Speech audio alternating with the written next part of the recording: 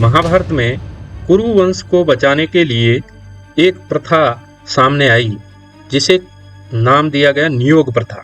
अब ये नियोग प्रथा क्या होती है, आज हम नियोग प्रथा के बारे में जानेंगे। नियोग प्रथा प्राचीन भारतीय समाज में एक विशेष व्यवस्था थी जिसका उद्देश्य था कि वंश यानी परिवार को आगे बढ़ाना।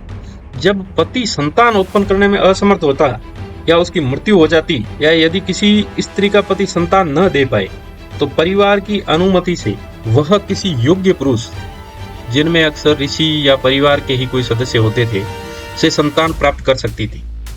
उस संतान को पति का ही उत्तराधिकारी माना जाता था, न कि उस पुरुष का जिससे ये संतान उत्पन्न हुई है। अब महाभारत काल में इसके नियम क्या थे? इसके मुख्य नियम ये थे कि यह व्यक्तिगत इच्छा नहीं होती थी, बल्कि ये कर्तव्य या इसे धर्म माना जाता था। परिवार या बुजुर्गों की अनुमति जरूरी होती थी। इसका उद्देश्य सिर्फ और सिर्फ वंश की रक्षा करना होता था, न कि संबंध या सुख के लिए की जाती थी। अब महाभारत में नियोग का उपयोग कब और कैसे हुआ, आइए जानते हैं इसकी पूरी कहानी। मछुआरे की पुत्री थी सत्यवती, जिसका विवाह हुआ था हस्तिनापुर के राजा शांतनु से। लेकिन इससे पहले क्या था कि सत्यवती का पहले से एक पुत्र थे जिनका नाम था वेदव्यास। उन पुत्र की उत्पत्ति के बाद वेदव्यास तो चले गए उनको छोड़ के जंगलों में तपस्या तप करने के लिए, और फिर राजा शांतनु थे, वो सत्यवती पर मोहित हो गए और सत्यवती से उन्होंने विवाह कर लिया। अब सत्यवती और शांतनु से दो पुत्र हुए जिनका नाम था, एक का नाम था चित्रांगद और दूसरे का नाम था विचित्रवीर्य। लेकिन दुर्भाग्य देखिए, चित्रांगद तो युद्ध में मारे गए और विचित्रवीर्य भी बिना संतान के ही मर गए। अब कुरुवंश के खात्मे का संकट आ गया, मतलब कुरुवंश अब खत्म होने की कगार पे चल पड़ा, क्योंकि इनको आगे बढ़ाने के लिए कोई वारिस ही नहीं था। इस संकट की घड़ी में जब उत्तराधिकारी नहीं मिल रहा था, ये सिर्फ एक परिवार का संकट नहीं था बल्कि पूरे राज्य का भविष्य दांव पर था। तब सत्यवती ने निर्णय लिया कि क्यों न नियोग प्रथा लागू की जाए और वंश को बचाया जाए।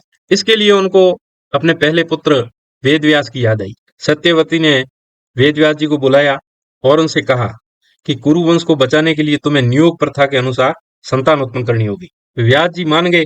व्यास जी ने कहा कि ये बात तो ठीक है कि भाई नियोग प्रथा से पुत्र उत्पन्न कर देंगे, लेकिन मेरा तप और तेज इतना अधिक है कि जो रानी नियोग के लिए मेरे पास आएगी वो मेरा तप झेल नहीं पाएगी। तो सत्यवती ने कहा ठीक है, मैं उनको समझा के भेजूंगी। तो अब दो रानियां थी, एक थी अंबिका और एक थी अंबालिका। तो पहले व्यास जी के पास अंबिका को भेजा तो अंबिका व्यास जी के तप को झेल नहीं पाई, मतलब वो डर गई और उन्होंने अपनी आंखें मूंद ली। तो इससे उनसे जो पुत्र प्राप्त हुए या उनसे जो पुत्र उत्पन्न हुए उनका नाम था धृतराष्ट्र, जो जन्म से अंधे थे। वो अंधे इसलिए हो गए क्योंकि अंबिका है, वो जिस समय जो नियोग हो रहा था उस समय उसने आंखें बंद कर ली थी, इसलिए उनके पुत्र का जन्म हुआ, वो जन्म से ही अंधा था। दूसरी रानी थी अंबालिका। अंबालिका के नियोग से पांडु उत्पन्न हुए। अब पांडु बीमार थे। वो बीमार इसलिए थे कि अंबालिका जब नियोग के लिए गई उस समय वो डर गई थी, मतलब शरीर उसका पूरा कांपने लग गया था और डर की वजह से उनके पुत्र के अंदर के भी वो बीमारी के गुण आ गए। इसके बाद में एक दासी थी, वो अंबिका की दासी थी। तो दोबारा नियोग के लिए जब अंबिका को कहा गया तो अंबिका पहले नियोग कर चुकी थी, तो उसको व्यास जी से बहुत डर लग रहा था, इसलिए उन्होंने अपनी एक दासी को भेज दिया। दासी चूंकि बहुत समझदार थी तो उसने जब नियोग किया तो उनसे विदुर उत्पन्न हुए।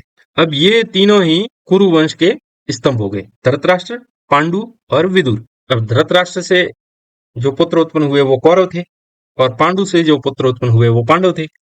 इन्हीं के बीच आगे चलकर महाभारत का युद्ध हुआ और विदुर थे, वो चूंकि दासी पुत्र थे इसलिए राज्य पे उनका अधिकार नहीं था, इसलिए वो सेनापति के रूप में इनके सहयोगी रहे।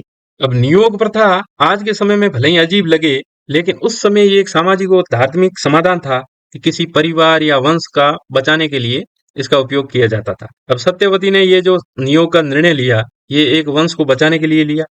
इससे पूरा इतिहास बदल गया, क्योंकि यदि ये नियोग प्रथा नहीं होती तो उस समय कुरुवंश समाप्त हो जाता, मतलब वो समाप्ति के शिखर पर था।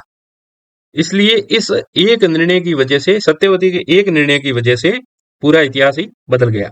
अगर कुरुवंश समाप्त हो जाता तो महाभारत का युद्ध नहीं होता। तो महाभारत का युद्ध होने में नियोग प्रथा का बहुत बड़ा हाथ है। यानी ये कह सकते हैं कि अगर नियोग प्रथा नहीं होती, नियोग नहीं होता, तो कौरव और पांडव उत्पन्न नहीं होते और महाभारत नहीं होती।